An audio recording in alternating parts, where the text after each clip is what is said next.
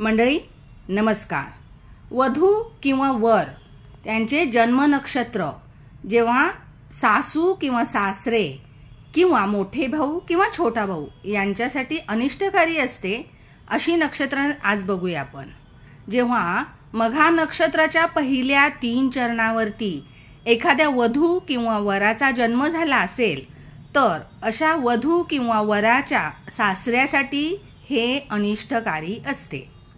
जेव्हा अश्लेषा नक्षत्राचे शेवटच्या 3ऱ्या चरणावरती वधू किंवा वराचा जन्म झाला असेल तर ते आपापल्या सासूसाठी अनिष्टकारी असते।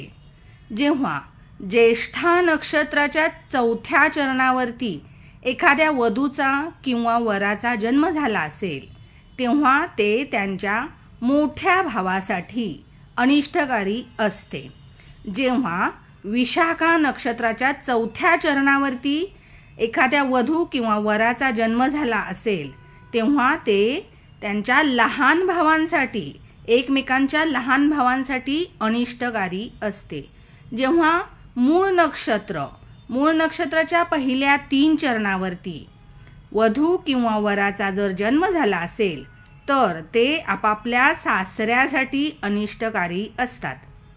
याला अपवाद म्हणजे वधूवरांचा जन्म नक्षत्राची जेव्हा विधिवत शांती झाली असेल तसेच वराची मुंज झाली असेल तर हे दोष निघून जातात। किंवा ज्या माणसांसाठी ही नक्षत्रे अनिष्टकारी असतात ती माणसे जर हयातच नसतील तर हे दोष येतच नाहीत। पूर्वी या गोष्टी आवर्जून पाहिल्या जात असायच्या।